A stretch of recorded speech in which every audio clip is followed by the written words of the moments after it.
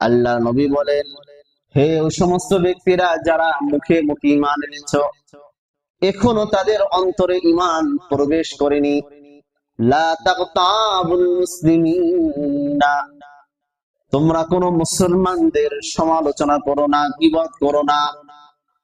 ওয়ালা তাত্তাবিউ, এবং কোন মুসলমানদের দোষ ত্রুটি তোমরা তালাশ করো না। আওরাতিহিম, কোন মুসলমানদের দোষ ত্রুটি তোমরা তালাশ করো না। ফাইন্নাহু মান ইত্তাবাআ আওরাতাহুম ইয়াত্তাবিউনা আল্লাহ আওরাতাহু, যারা কোন মুসলমানদের দোষ ত্রুটি তালাশ করে, আল্লাহ রাব্বুল আলামিন তাদের দোষ ত্রুটি তালাশ করেন। জোরে বলেন নাউযুবিল্লাহ।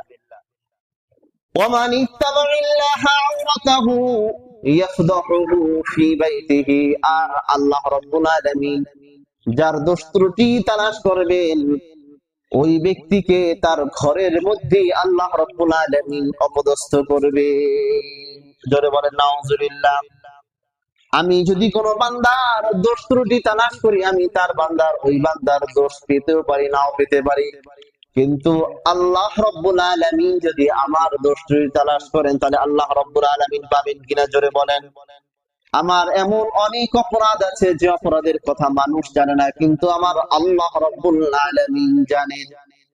এই জন্য সাবধান, কোনো গীবত করা যাবে না। গীবত সব থেকে বড়